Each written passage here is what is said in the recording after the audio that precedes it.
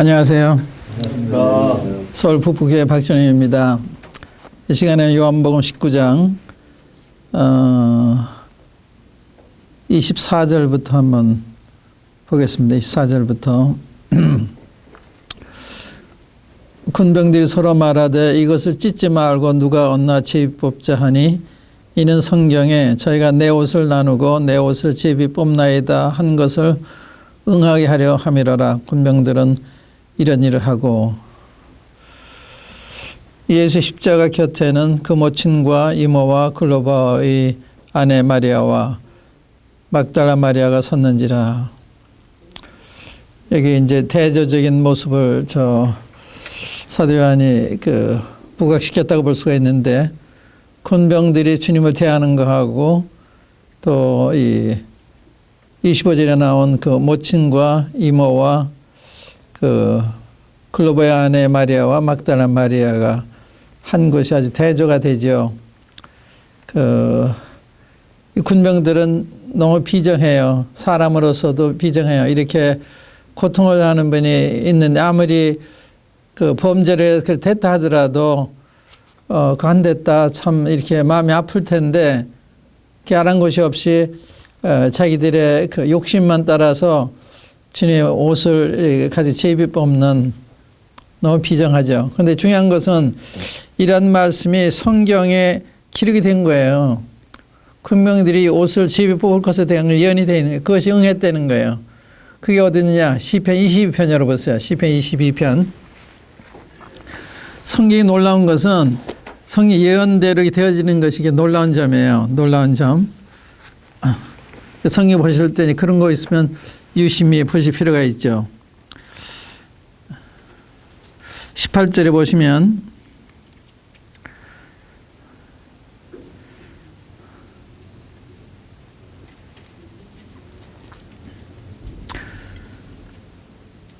(12절부터) 읽겠습니다. 예, 주님 그때 십자가 당하신 고통을 묘사한 건데, 많은 황소가 나를 에워싸며 바산의 힘센 소들이 나를 들렸으며, 권세 있는 사람들이 이제 주님을 이렇게 십자가 못 박고 대적하고 있는 이런 모습. 내게 그 입을 벌림이 찢고 부리짖는 사자 같으니이다. 십자가에 못 박으소서 없이 하소서 막 소리 지르잖아요. 그런 모습이잖아요. 그 다음에 나는 물같이 쏟아졌으며, 이제 힘이 다 빠진 거예요. 축 늘어진 거예요. 물같이 쏟아졌으며 내 모든 뼈는 어그러졌으며. 이게 6시간 동안 일했으니까요. 오전 9시부터 오후 6시까지, 오후 3시까지 6시간 동안 십자가에 달리셨어요. 물같이 쏟아졌으며 내 모든 뼈는 어그러졌으며 내 마음은 촛밀 같아서 내 속에서 녹았으며 내 힘이 몰라 질그릇 조각 같고 내 혀가 이틀에 풀었나이다. 얼마나 고통스러우셨으면 주께서 또 나를 사마의 진토에 두셨나이다. 개들이 나를 에워쌌으며 악한 무리가 나를 둘러 내 수족을 찔렀나이다. 내 모든 뼈를 셀 수 있나이다. 저희가 나를 주목하여 보고 내 겉옷을 나누며 속옷을 제비 뽑나이다. 여기 예언되어 있는 거예요. 이게 시편에, 이 시편은 이 다윗이 쓴 거니까, 다윗은 이 주전 한 1000년 전에 산 분이거든요. 1000년 전에. 그 예언이 이렇게 다 됐던 거예요. 그러니까 주님의 십자가가 우연한 것이 아니라 하나님의 죄인을 대신해 자기 아들을 희생하실 것을 묘사한 거예요. 이런 일이 다 벌어질 것. 수족을 찔렀다는 말씀 나오죠. 제비 뽑는 말씀이죠. 또 그 뒤에 보면은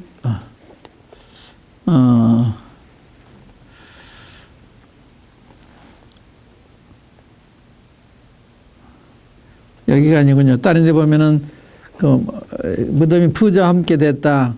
주님이 부자의 묘실에 장사돼요. 그러니까 여기서 지금 보는 것은 성경은 하나님 말씀이 예언된, 하나님 예언이 많아요.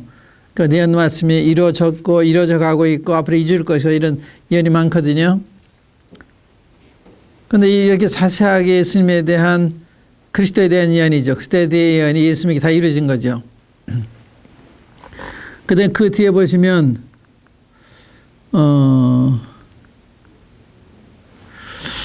31절 이하를 보세요. 이루어졌다는 이야기 이제 보는 건데, 이날은 예비일이라 유대인들은 그 안식일이 큰 날이므로 그 안식일에 시체들을 십자가에 두지 아니하려 하여 빌라도에게 그들의 다리를 꺾고 시체를 치워달라 하니, 군병들이 가서 예수와 함께 못 박힌 첫째 사람과 또 그 다른 사람의 다리를 꺾고 예수께 이르러는 이미 죽은 것을 보고 다리를 꺾지 아니하고 그 중 한 군병이 창으로 옆구리를 찌르니 곧 피와 물이 나오더라. 이를 본 자가 증거했으니 그 증거가 참이라. 저가 자기 말하는 것이 참인 줄 알고 너희로 믿게 하려 함이니라. 이 일이 이룬 것은 그 뼈가 하나도 꺾이우지 아니하리라 한 성경을 응하게 하려 함이라. 이게 성경이 있는 거예요. 또 다른 성경에 저희가 그 찌른 자를 보리라 하였느니라. 그러니까 주님이 뼈가 하나도 꺾이지 않는다고 그랬는데 세 사람 십자가에 못 박혔잖아요. 군병들이 왜 가운데 주님만 남겨놓고 두 사람은 꺾어요? 주님 발까지 꺾었으면 예언이 안 이루어지는 거죠. 하나 꺾이지 않는다는 게 이렇게 이루어진 거예요. 그 다음에 또 창이 찌른다고 그랬잖아요. 여기 그 찌른 자를 버리라. 그런데 이 두 사람은 다리만 꺾였지 창이 안 찔렸거든요. 주님만 창이 찔렸단 말이에요. 이렇게 하나님의 예언이 글자 그대로 이루어진 거예요. 이렇게 한두 가지가 아니에요. 100가지 이상 되는 거예요. 주님의 초림과 관련해서. 그래서 거기 이제 28절에도 이후에 예수께서 모든 일이 이미 이룬 줄 아시고 성경을 응하게 하려 하사 가라사대 내가 목마르다 하시니 거기 신포도주가 가득히 담긴 그릇이 있는지라. 사람들이 신포도주를 먹으면 해용을 우슬초에 매니 예수의 입에 대니 예수께서 신포도주를 받으신 후 가라사대 다 이루었다 하시고 머리를 숙이시고 영원히 돌아가시니라. 그래서 주님이 십자가의 죽으심으로 그리스도에 대한 모든 예언을 다 이루신 거예요.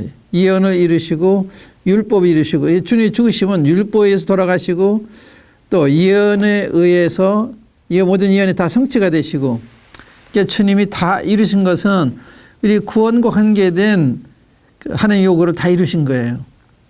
그러니까 우리가 율법대로 그 벌을 다 받아야 되는데 예수님 다 받아주신 거예요. 또 죽으시는 것도 아무나 와서 죽는 게 아니라 성령 예언된 분이 와서 죽으셔야 되는데 주님이 그런 분이 돌아가셨단 말이에요. 그러니까 주님에게서 모든 예언이 다 성취가 되어 있고 또 율법 요구가 지금 다 이루어진 거예요. 그게 다 이루었다는 말씀이에요. 그러니까 우리의 구원과 관련해서 우리가 할 일은 하나도 없는 거예요. 그냥 받아들이기만 하면 되는 거예요. 그러니까 예수님이 내가 지은 죄에 대한 벌을 대신 받아주셨다. 이게 다 이루었다는 말씀이거든요. 그래서 히브리서에 보면 그리스도께서 그 피로 영원한 속죄를 이루셨다. 이 피를 흘리심으로 우리의 죄에 대한 영원한 값을 내신 거예요. 그래서 모든 인류의 죄를 영원히 속죄하신 거예요. 그래서 사람들이 지옥에 가는 것은 죄 때문에 간다기보다는 자기 죄를 속하신 그리스도를 믿지 않기 때문에, 불신 때문에 가는 거예요. 죄는 지금 담당하셨거든요. 모든 것이 다 균등한 건데 그 효험이 믿는 자에게만 혜택이 되는 거예요. 그 효과가. 안 믿으면 효과가 나타나는 거예요. 그러니까 예수 믿을 때 그 효험이 다, 누구나 효험 볼 수 있는데 거절하면 못 받는 거죠. 주님께서 다 이루셨어요. 이게 놀라운 말씀입니다. 다 이뤘다는 말씀이. 이게 창세부터 여기까지 온 동안에 예언된 모든 메시아에 대한 예언이 다 이루어진 거예요. 여기 다리가 하나도 꺾이지 않는다고 그랬는데 하나 꺾이지 않았고, 또 주님이 창에 찔려 돌아가시는데 창에 찔려 돌아가시게 됐고, 은삼시에 팔리시고, 하나하나 다 예언이 이루어진 거예요. 이게 너무나 놀라운 거죠. 그 어떻게 이걸 부인해요? 예수님은 증명되신 하나님 아들이시다. 성경은 증명된 하나님 말씀입니다. 이 성경이 증명된 책이에요. 이게 뭐 옳은가 그런가 따질 거 아니에요. 왈가왈부할 수 있는 것이 아니라 이 증명된 하나님 말씀. 예언의 말씀부터 이렇게 다 이루어질 수가 있어요. 사람이 할 수가 없죠. 많이 틀릴 거예요. 성경 틀린 게 하나도 없어요. 다 글자가 이루어졌다고요. 그게 놀라운 거죠. 그러니까 성경 그대로 글자 그대로 받아들이 믿으면 되는 거예요.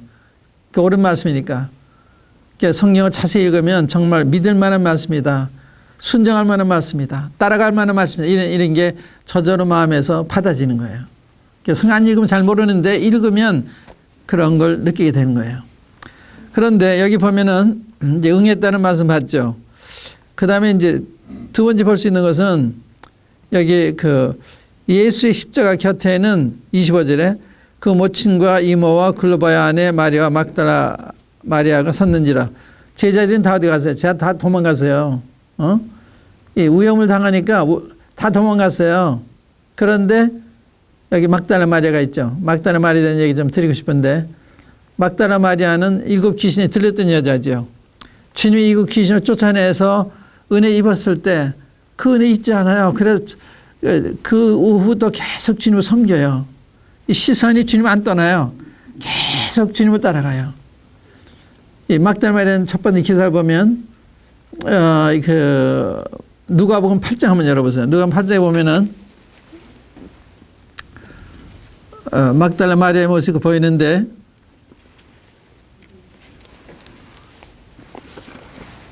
(8장 1절부터) 보겠습니다.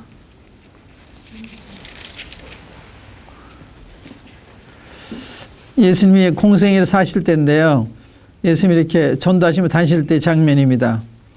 이후에 예수께서 각 성과 촌에 두루 다니시며 하나님의 나라를 반포하시며 그 복음을 전하실세 12 제자가 함께 하였고, 여기 주님이 전도를 다닐 때 12제자가 함께 따라다닌 거예요. 또한 악귀를 쫓아내심과 병고침을 받은 어떤 여자들 곧 7 귀신이 나간 자 막달라 마리아니라 하는 마리아와 또 헤롯의 청지기 구사의 아내 요한나와 또 수산나와 다른 여러 여자가 함께하여 자기들의 소유로 저희를 섬기더라. 이 막달라 마리아가 처음부터 이렇게 전도하는 주님을 따라다니면서 주님을 섬긴 거예요. 자기들 소유로. 참 경건한 훌륭한 분들이었죠. 그 은혜 잊지 않는 거예요. 우리 배은망덕이라는 말이 있죠. 은혜 입었는데 그분한테 잘못하는 거. 그런데 이분은 이 배은망덕한 사람이 아니라 은혜 잊지 않고 보답하는 그런 삶을 사는 거예요. 그래 여기 그 가장 예수님이 어려울 때 십자가 곁에 다실 때 가장 어려울 때 다 도망갔잖아요. 제자들도 줄과 다 도망갔는데 막달라 마리아만은 옆에 있었어요. 십자가 곁에. 그 쉬운 게 아니에요. 사람은 그 진실성 여부를 내가 어려울 때 어떻게 하나. 그래 어려울 때 친구가 참 친구라는 말이 있죠. 내가 어려울 때 내 앞에서 함께 울어주고 함께 해주는 사람. 그게 진짜 친구라고요.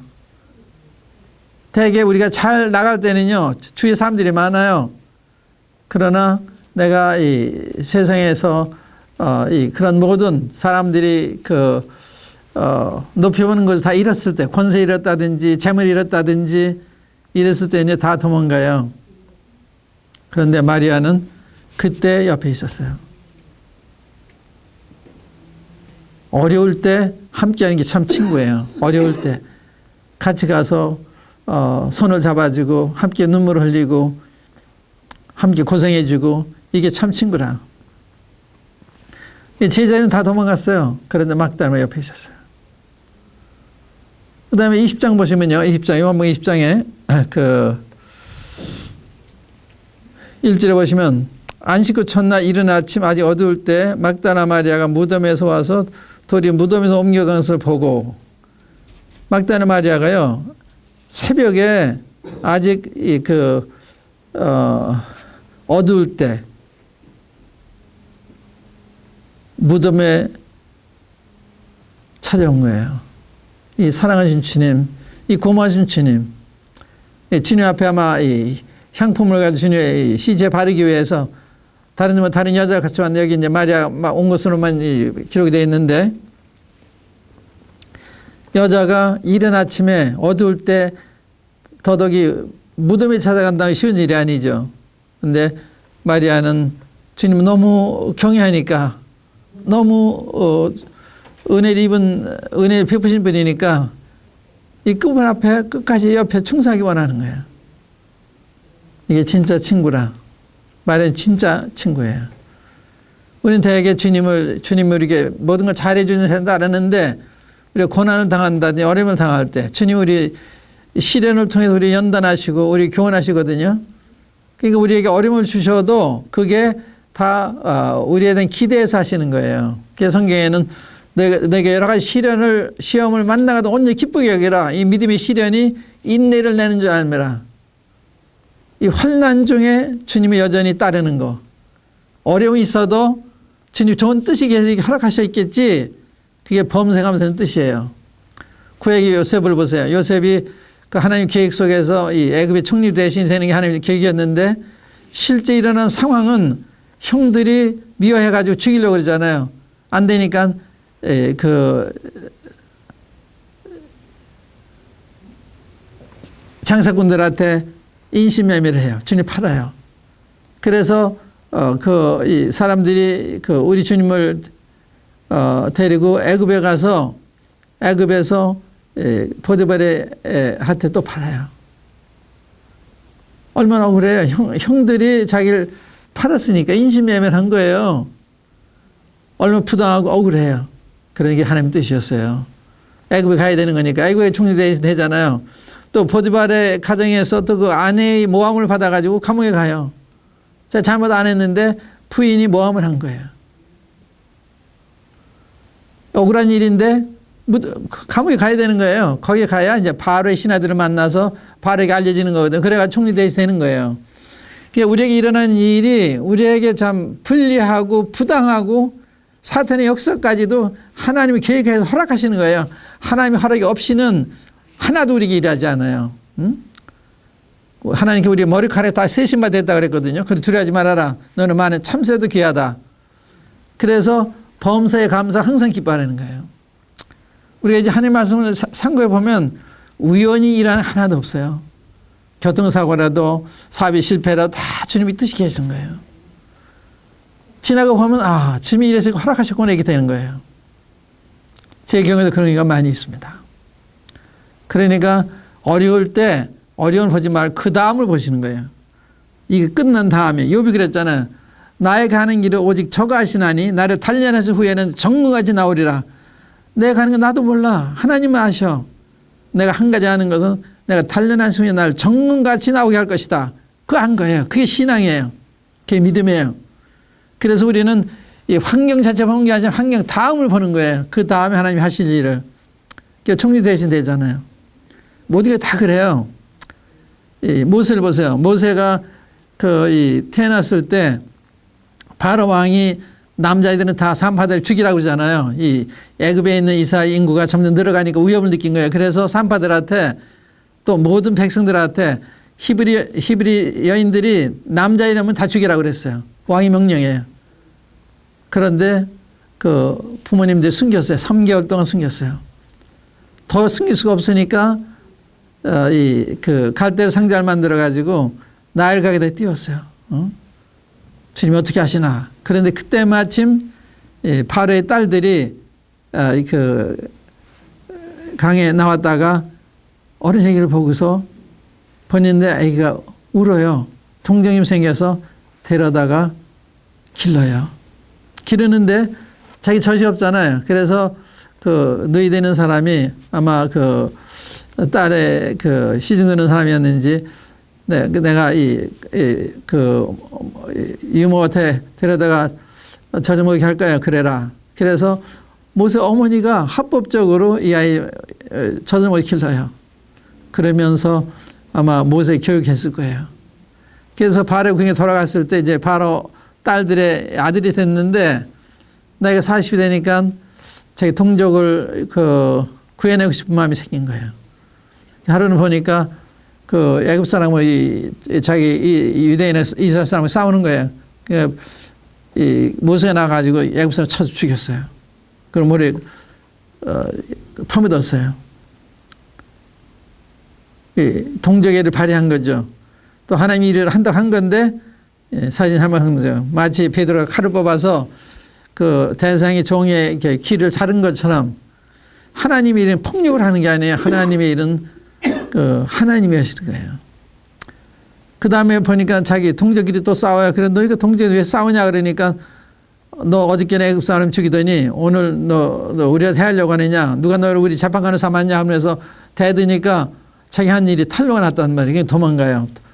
미디안이란 광야로 사막으로 도망가요. 근데 이 화가 복이 된 거예요.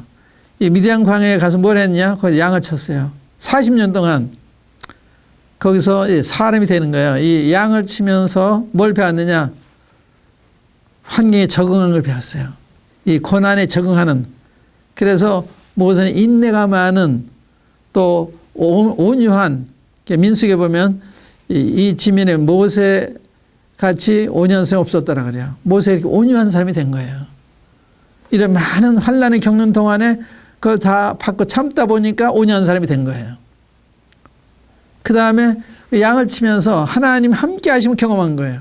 하나님 살아계시다는 것을. 그래서 이 사막에서 뭘 배웠는가? 두 가지 배워서 하나는 인격이 온유한, 이 환경을 잘 받아들이는, 그게 나한테 싫든 좋든 받아야 되잖아요. 그래 보니 그런 사람이 된 거예요. 온유한 사람, 인내하는 사람. 이제 그가 이스라엘 백성들을 200만 이상 되는 사람들을 40년 광야를 이끌어야 되는데 인내심이 얼마나 필요해요. 그래서 그걸 기르신 거예요. 40년 동안 미리. 그 다음에 하나님에 대한 믿음이 필요하잖아요. 그래서 거기 있는 동안에 사람이 하나님을 경험하게 하셨어요. 그리고 하나님이 40년이 됐을 때 부르잖아요, 모세를. 그래서 모세를 통해서 이끌어 내시는 일을 하시는데 이것도 고난을 통해서 모세가 그렇게 한 거예요. 잘못했는데 그가 그런 이 양을 치는 이런 어려운 봉사하게 되는데 그래서 하나님께는 말해요. 그걸 통해서 사람을 만드신 거예요. 그런 날 하나님 부르셨거든요. 그러니까 하나님이 우리를 양육하실 때 고난을 사용하세요. 고난. 병고를 사용할 수도 있고 사업이 실패를 할 수 있고 경제 어려움 또 이 사람들로부터 이 배신을 당하는 어려움 이 모든 게 다 하나님 허락하시는 거예요. 우연이 아니고 하나님 앞에서 받으면 굉장히 좋은 거예요. 그건 다음이 있어요. 근데 그거를 부정적으로 받으면 본인도 해롭고 도움이 안 되는 거죠. 긍정적으로 난 모르지만 주님이 뜻이 계속 하신다. 우연히 일하는 하나도 없는 거예요. 하나님이 뜻 가운데 허락하시는 거거든요. 이 참새 한 마리가 땅에 떨어지는 것도 너희 천국에 허락해도 떨어지지 않는다. 너희는 머리카락 같은 하시면 되네. 두려워하지 마라. 너희는 많은 참새보다 귀하다. 주님 이렇게 말씀하셨어요. 무엇을 먹고 무엇을 입고 염려하지 말아라. 이건 이방인들이 염려하는 거다. 들의 백합화를 봐라. 공주의 새를 봐라.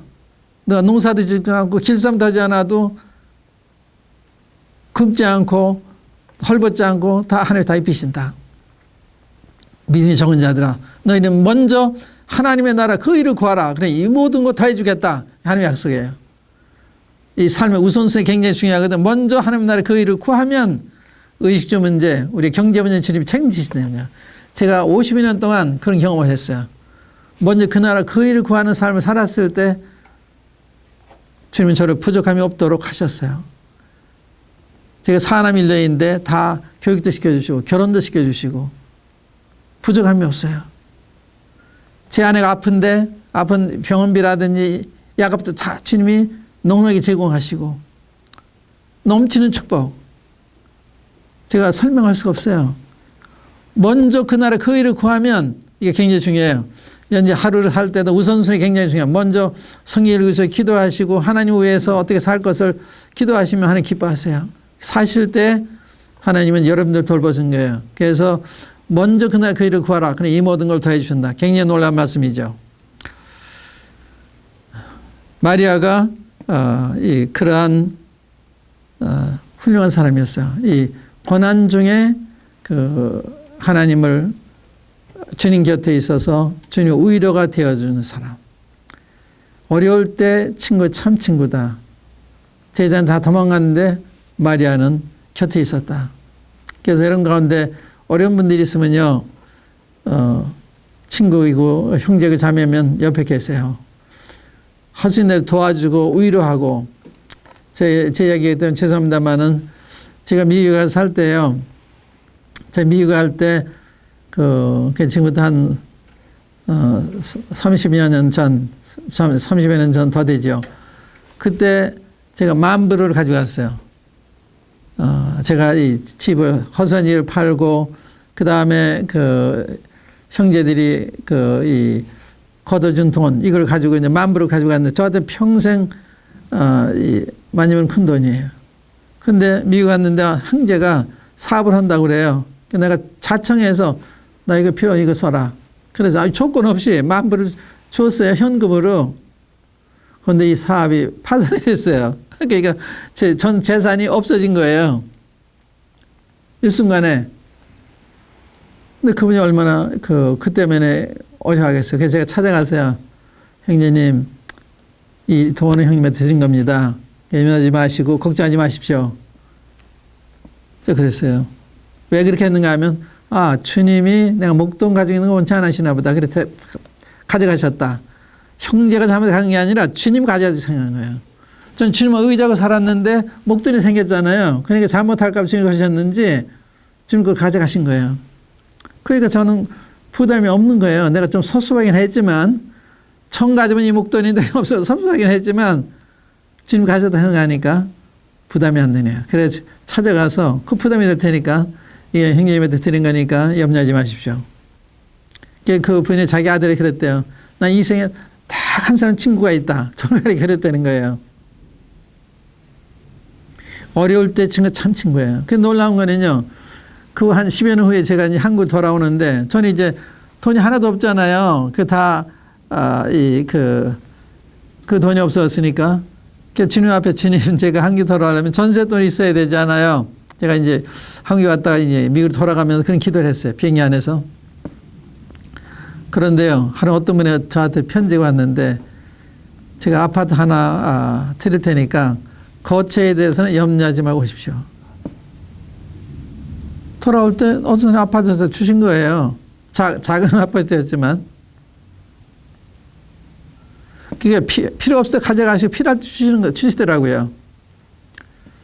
그래서 이 시련을 잘 받아들이는 게 굉장히 중요한 거예요. 이런 말이 있어요. 시련은 원수가 아니다. 우리 친구다. 이 시련이 결국 우리가 좋게 다가오는 거기 때문에 이 시련을 잘 받으면 결과가 굉장히 좋은 거예요. 근데 우리가 생각하는 그 빠른 시간이 되는 게 아니라 주님이 시간이 되는 거예요. 이게 난 충실하게 그날 충실하게 살면 다음은 주님이 하시는 거예요. 베드로서에 보면 베드로 그러잖아요. 하나님이 능하신 손 안에서 겸손하라. 때가 되면 널 높이시리라. 하나님 시간이 있어요. 제가 아는 한 선교사가 있는데 유명한 선교사예요. 브라질 아마존 밀림에서 선교하던 분인데 김성준 선교사라고 지금도 살아 계세요. 지금 이제 80이 다 돼가지고 집에 와 계신데 그분이 브라질 아마존에 갔다가 돌아와서 간증을 하는데 들어보니 굉장히 놀라워요.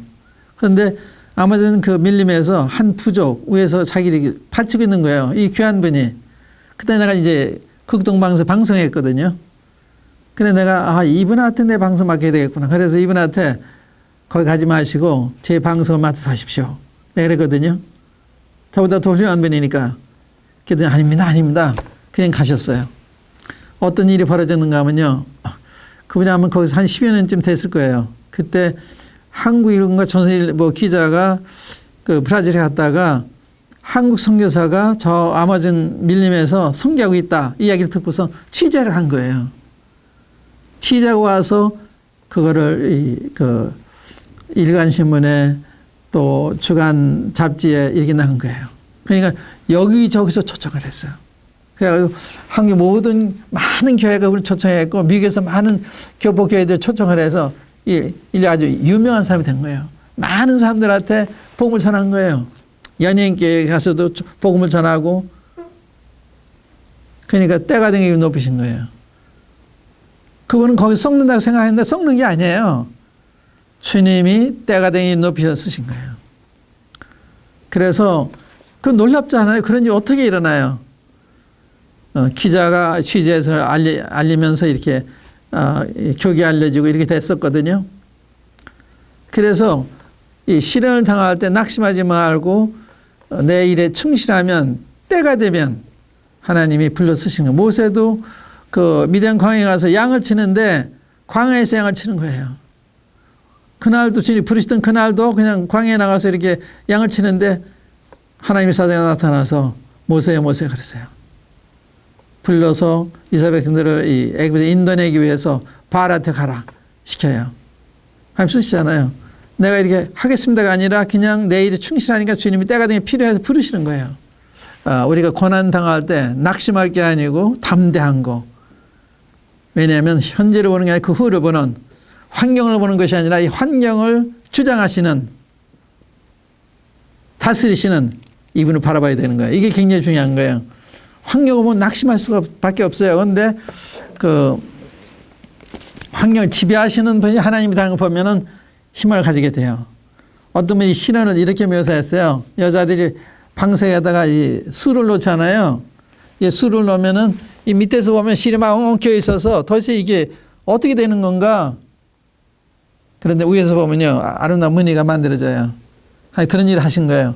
내 생애가 얽혀 있고 도대체 이게 풀릴 것 같지 않고 그렇지만 이 아름다운 무늬가 내 인생 속에 지금 만들어져 가고 있는 거예요. 기대할 수가 있어요. 누구든지 하나님은 한 사람 한 사람 귀하게 여기세요. 그래 양 한 마리가 잃었을 때 100마리, 한 마리 덜에 두고 한 마리 양을 찾아 다니시잖아요. 그렇게 한 사람 귀하게 여기시는 거예요. 그러니까 여러분 개인 하나님이 그렇게 사랑하시는 거예요. 자기 아들 아끼지 않고 주실 만큼 사랑하신 분이에요. 이게 사실이에요. 그래서 이분을 전적으로 의지하시면 돼요. 그러면 그 못하실 게 없어요. 사람은 못하는 게 있지만 하나님은 그래요. 그래서 시편에 보면 하나님께는 빛과 어둠이 일반이다. 빛과 어둠이 똑같은 거. 우리한테는 어둠과 빛이 다르잖아요. 주님한테는 다 빛이에요. 아무 상관이 없어요. 우리한테는 불제병이 있고 쉬운 병이 있고 하나님한테는 다 쉬운 거예요. 어려운 사정이 있고 그렇지 못한 사정이 다 같은 거예요. 제가 하나 예를 들어볼까요? 제가 아는 한 노자매님이신데 그 아드님은 건축을 해서 아주 부자예요. 근데 아드님이 안 도와줘요. 그 며느리 때문에 그렇대요. 그래서 아이들하고 셋방에 사셨는데 항상 입을 웃으세요.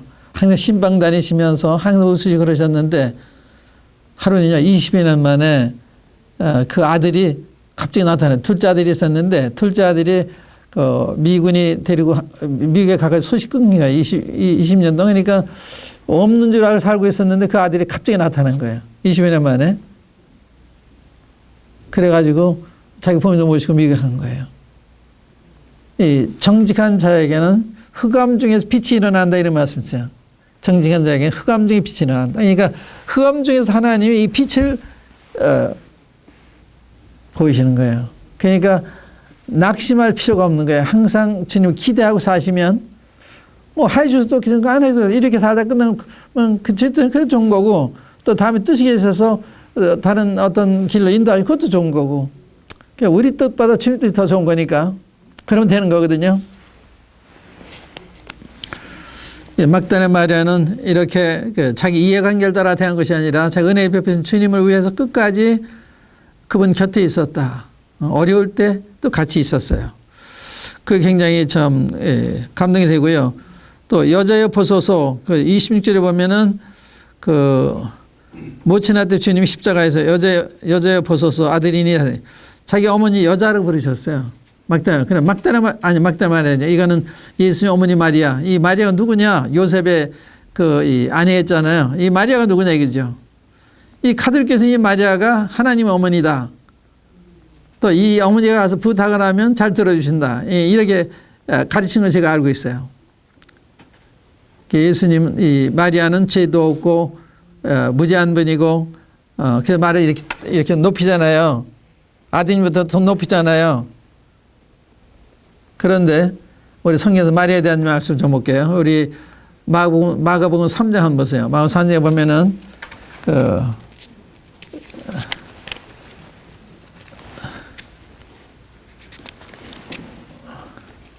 어떻게 마리아를 대하시는가.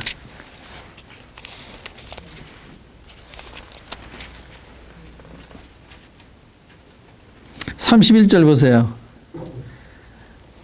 그때 예수의 모친과 동생들이 와서 밖에 서서 사람을 보내어 예수를 부르니 무리가 예수를 둘러앉았다가 여쭤오되 보소서 당신의 모친과 동생들과 누이들이 밖에서 찾나이다. 대답하시되 누가 내 모친이며 동생들이냐 하시고 둘러앉은 자들을 둘러보시며 가로사대 내 모친과 내 동생을 보라. 누구든지 하나님의 뜻대로 하는 자는 내 형제요 자매의 모친이라. 똑같이 본 거예요. 말이 특별한 그 몸을 빌렸을 뿐이지 그 하나님 어머니는 아니에요. 그저 이 빌림을 받았을 뿐이죠. 그런 경건한 분이고 존경할 만한 분은 사실이지만 그러나 예수 위에 있는 분은 아니거든요. 그 다음에 이제 그 사도행 1장을 보세요. 사도행 1장에 보시면 이 마리아가 예수 앞에 기도하는 장면이 나와요.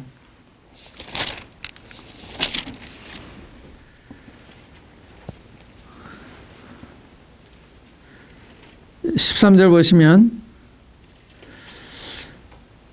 사도행 1장 13절에 들어가 저희 요한은 다락에 올라가니 베드로, 요한, 야고보, 안드레와 필립, 도마와 바들로메, 마테 및 알페의 아들 야고보, 셀롯인 시몬, 야고보의 아들 유다가 다 거기 있어 12제자예요.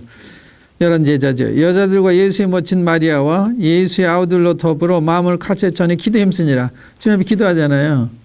그러니까 예수님 기도 옆에 가서 뭘 부탁하고 그런 게 아니에요.